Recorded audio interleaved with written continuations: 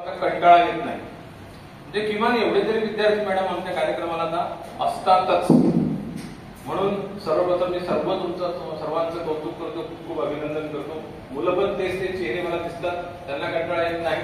अगदी टीम तयार झालेली आहे. म्हणजे मगाशी मी म्हणते की टीम हिमाली असेल किंवा टीम आणखी साक्षी असेल, टीम आणखी असेल, या टीम इतक्या छान छान तयार झालेल्या आहेत की कुठलाही कार्यक्रम असतो की आता आम्हाला चिंताच राहिली नाही की हा कार्यक्रम आता यशस्वी होईल की नाही. 100% वाटते की हा कार्यक्रम यशस्वी होणार. त्याबद्दल खूप खूप कौतुक तुमचं.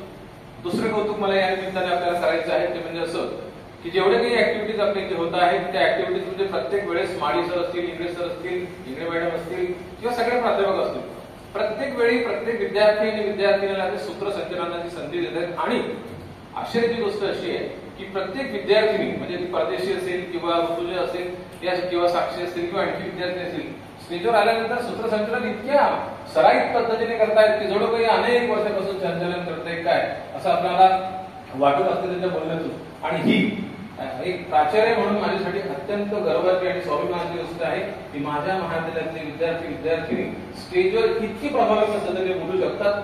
कारण अभ्यासाव्यतिरिक्त मला तुमच्याकडून ही खूप अपेक्षा आहे की तुम्ही स्टेजवर खूप चांगलं. त्याच्यामुळे आज मला इतका आनंद झाला की मागच्या कार्यक्रमाला साक्षी सूत्रसंचलन करत होती, त्यानंतर परदेशी करते आहे, आज खाडे करते आहे आणि आणखी लाईन आहे. मला माहित आहे की आणखी बरेच विद्यार्थी तयार आहेत की सर आम्ही पण सूत्रसंचलन करायला तयार आहोत. विद्यार्थ्यांमध्ये सुद्धा तसे विद्यार्थी आहेत. तर ही एक गोष्ट वाखाणण्यासारखी आहे.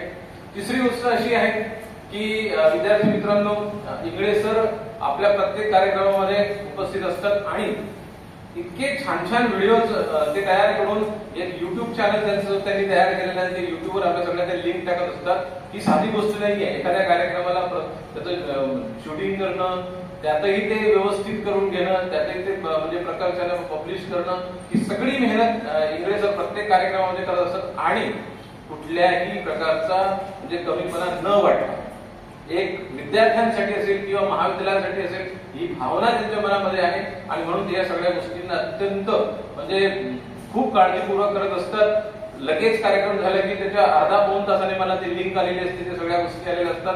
हे सगळं बघून मला खूप आनंद वाटतो. सर तुमचं पण खूप खूप अभिनंदन या निमित्तानं. त्यानंतर आपल्या महाविद्यालयातले काही का प्राध्यापक असे ना पण कार्यक्रमाला आवर्जून उपस्थित असतात.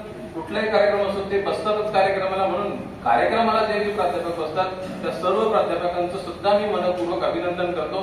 कारण तुम्ही जर बसलात कार्यक्रमाला, तुम्ही जर असलात तर या विद्यार्थ्यांना उत्साह येईल. तुम्ही जर असले तर या विद्यार्थ्यांना आनंद वाटेल की चला आपले टीचर आपण सगळे मिळून एक सामूहिक कार्य करतो आहोत. म्हणून हे सगळं देखील एक अकॅडमिक वातावरण आता हळूहळू तयार होऊ लागलेलं आहे. याचा मला प्रचंड स्वाभिमान वाटतो, याचा मला प्रचंड गर्व वाटतो. तुम्ही असंच या ठिकाणी प्रगती करत राहा अशी अपेक्षा मी या निमित्ताने करतो.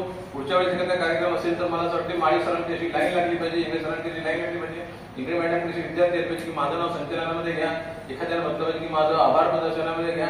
असं ज्यावेळेस येईल त्यावेळेस आम्हाला असं वाटते की एक्स्ट्रा करिक्युलर ऍक्टिव्हिटी हा जो काही उपक्रम आमच्या उच्च शिक्षण क्षेत्राने दिलेला आहे की हा पण तुम्ही विद्यार्थ्यांना करून घेतला पाहिजे, त्याच्यात आम्हाला 100 मार्क नक्कीच मिळणार की आम्ही विद्यार्थ्यांचा खऱ्या अर्थाने सर्वांगीण विकास करू लागलेलो आहे.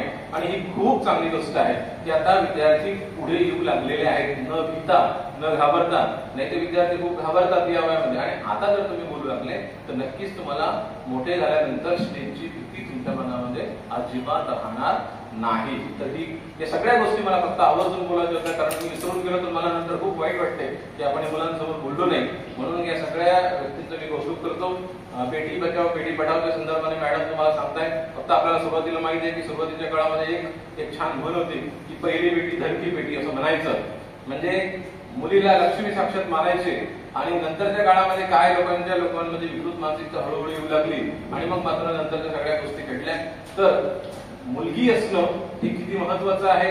आणि आपल्या देशाच्या संदर्भाने जर महिलांचा जर आपण विकासामधला सहभाग नोंदवला, आपण पाहिला तर आपल्या लक्षात येते की खूप ठिकाणी तुम्हाला महिलांचा हा जो सहभाग आहे हा अतिशय म्हणजे ज्या गोष्टी देशाला पुढे नेणाऱ्या आहेत त्या सगळ्या गोष्टींमध्ये महिलांचा सहभाग आपल्याला हिरिरीला दिसतो. परवाच्या दिवशी मला इथे आपल्या इथे सकाळी एक योग क्लास चालतात. त्या योग क्लासमध्ये सकाळी 5:15 वाजता मला प्रमुख अतिथी म्हणून मला त्या ठिकाणी बोलावण्यात आलं होतं. मी सकाळी आलो, पाहिलं तर 100-125 लोकांची उपस्थिती त्यामध्ये होती.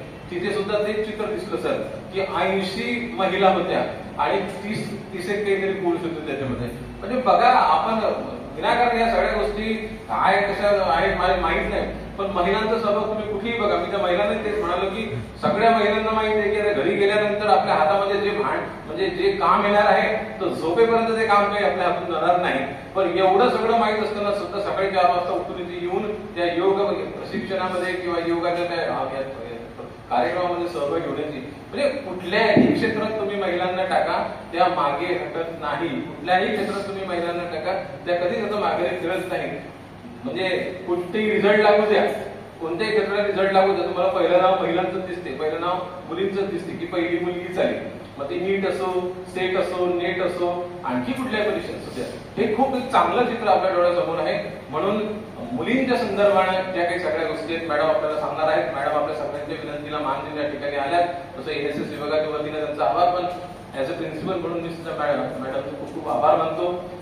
सर्व कार्यक्रम अधिकाऱ्यांनी ह्या कार्यक्रमाचं आयोजन केलं त्याबद्दल त्यांचं अभिनंदन करतो. पुन्हा तुमचं सगळ्यांचं कौतुक करतो आणि थांबतो. धन्यवाद.